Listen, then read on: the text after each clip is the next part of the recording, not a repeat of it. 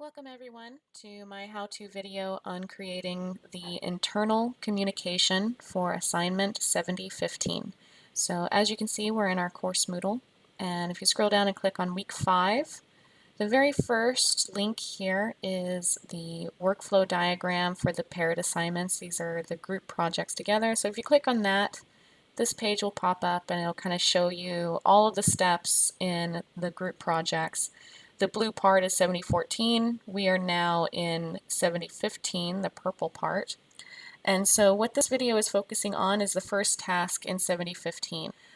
So in this part of the scenario, you should pretend that you are Alex Nostrovia and you have received the request for proposal that your group created in 7014. So basically, this request for proposal that your team wrote in 7014 has been sent to Alex Nostrovia as an interested party, and you are now pretending to be Alex Nostrovia for my class. And now you, as a supervisor for Mega Consulting Group, needs to email employees in your location announcing that this project is going to, that Mega Consulting Group should take on this project. So pretend for this document that a group has not yet been selected to take on this request for proposal. You don't know who that will be. You, as Alex Nostrovia, is just sending this request for proposal, or for forwarding the information about this request for proposal to employees for the purposes of, at the least, informing employees that this project is now up for grabs, and that Alex is interested in seeing what your teams can come up with. Right, so basically, you are trying to figure out which teams in Mega Consulting Group is interested in addressing this request for proposal. All right, so that means that you need to remember that your role has changed. You are working for Mega Consulting, but you are Alex Nostrovia, okay? The medium has also changed. You're going to be formatting this as an email and not as a memo, so a mass email to all employees. And to help you with this, I have created a worksheet. So the challenge here is not so much finding information or researching as most of our other documents have been. Now our challenge is more taking information and targeting it to a different audience and a different desired consequence. So if you go into our main Moodle page and click on week 7, you want to scroll down to the first 7015 submission date, and all of our materials for 7015 will be under that. And so I want you to open up this Word document, the 7015 Internal Communication Worksheet. So this is not a required document. It is just meant to help your groups brainstorm the content of this internal communication, and also to figure out how it's going to be different from what you already created in the request for proposal. Okay, so if you click that, this is what will open up. And you're welcome to apply this anytime that you are creating a deliverable that is using information from previous documents, but you have to alter it to make it more successful in this new context. So basically, the challenge here is to take a lot of content you've already created or have already obtained from other means, but now you have to repurpose it and make that information work for a new desired consequence. So remember that a desired consequence is the action you want your reader to take. So the first thing that you should do to figure out how to write this new deliverable, which would be the internal communication. So this is the document you want to create. But before we can brainstorm what we want to write in that, we need to figure out what information we already have and how we need to change our treatment of it. Okay, so first I should make a list of all the previous deliverables that I've made that may have useful content in them. So the very least would be the request for proposal, and you might even put your project plan in here as well. And then you should write the desired consequences of each of these documents, because this will just help solidify the different purposes of what these documents were written for, because you don't want to carry over any style or content that was written for this desired consequence. You don't want to carry that over into a document that has a different desired consequence. So for the request for proposal that you wrote, that was to obtain proposals, but solutions to my business's problems. And so I would recommend that you can say this, but you might also add the specific details of what business and what challenge. Okay, so this also had a different writer as well. So you also want to keep that in mind. So the business wrote this, or Espresso Royale, or whoever wrote this, wanted to obtain solutions to their problem. That was the desired consequence, the action they wanted their readers to take. So they wanted their readers to send in proposals with solutions to their problem. Okay, once you identify the desired consequence, then you figure out who the target audience is, because as we know from our audience analysis experience, whenever we change an audience, our content, our style, our tone, even our mediums might change. So the target audience was, it was said all interested parties, but this was other businesses. So if your problem that your business was dealing with was a marketing problem, you would probably focus on other like marketing businesses. Okay, all right. So once you do that, then go ahead and outline the content of that previous document. So all of the information in your request for proposal, you did a bio of the business, a brief statement of what you wanted, what you wanted proposers to create. You listed goals and restrictions, so what you wanted out of those solutions, and application, requirements as well. So where would it be sent, in what form, any other kinds of requirements. And that was basically it. And the next thing you want to do is basically go through this list, and you might even you should have the document open beside this, and just mark out anything that's not going to be useful for your internal communication. So things that might not be useful for the internal communication, I don't know, you as a group can discuss that. So for example, application requirements.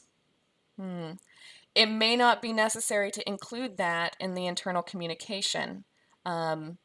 It's hard to say without first talking about the desired consequence of the internal communication. So let's go down there and figure that out. So in the internal communication, your group needs to figure out what is the action you want your readers to take. And personally, I could see several ideas working. One idea might be to have teams propose a course of action. So that would be your project plans, right? So this might be a call for project plans. This might be a call for something else. So your group needs to decide what the desired consequence of your internal communication is.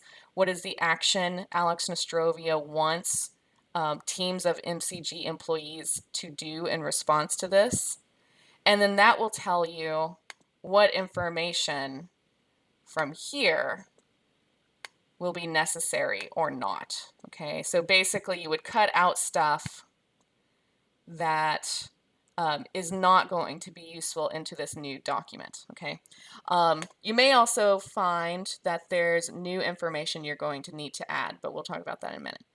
So in this box, you just list all of the information or the topics from over here that you think will be useful to carry over into your internal communication. And then this is a really important part, the treatment of those changes. So treatment might be brevity, so how much space to spend on it. So for example, in the request for proposal, there is basically one sentence talking about the problem or the challenge. And in the internal communication, you may want to spend a little bit more, but maybe less than what you wrote in the project plan. I don't know, that's up to you. So brevity, you would want to talk about, of this content, what changes would you want to make? What topics would you want to spend more time on? What topics would you want to spend less time on? All dependent on what your desired consequence is, okay? So based on the desired consequence of the internal communication, what content would you want to spend more or less time on? Other ways that you can change the treatment of information is how you frame information. So what the thesis, if this is an email, then you'll, before that, your first line should be your purpose for writing. So the very first line. Your thesis, premises, commentary, and conclusions. That's where those are the places where we get what the point of the information is. So all of these things should change, like what you comment on or why you say it's important or what you say is important about this information should all change based off of the desired consequence that you're working from, okay? So here, you should actually come up with ideas of how your content in the first sentence of your email is going to be different from the one that you wrote over here.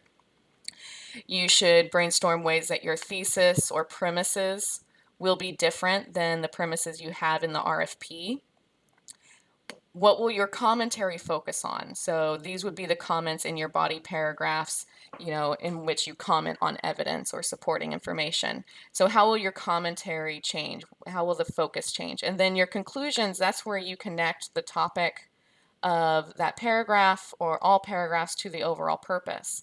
And so how will that be different than what you wrote in the RFP? Okay, so that's basically what this is leading you through.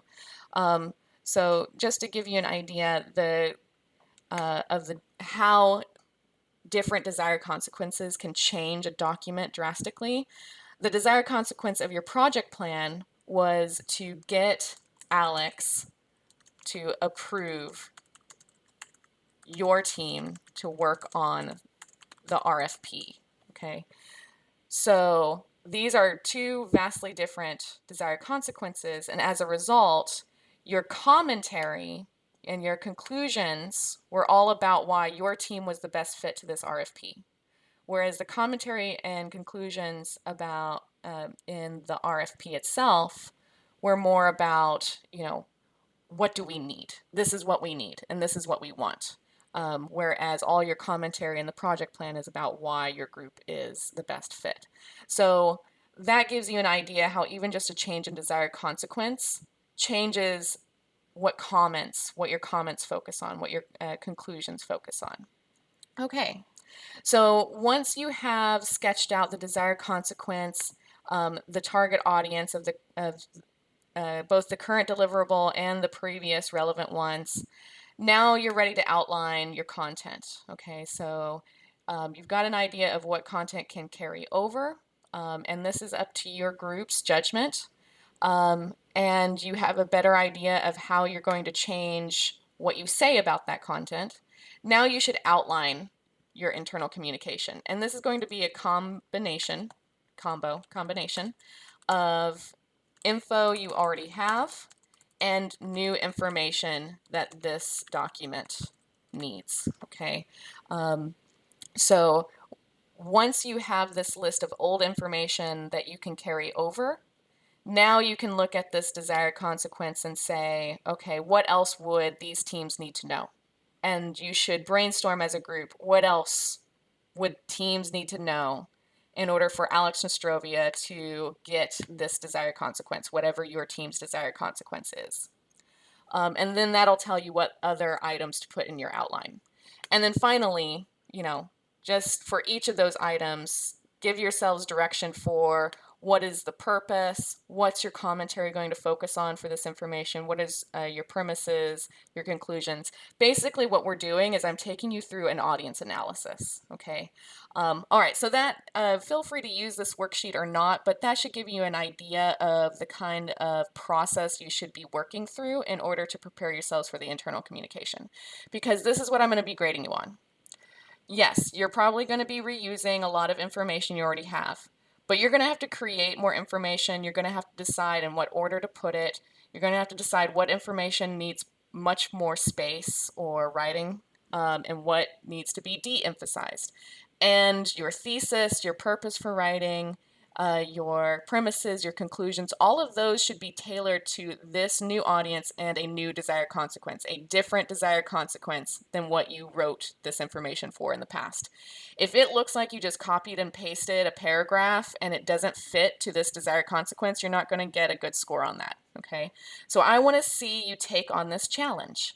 Are you able to adapt information into the context of a new writing situation?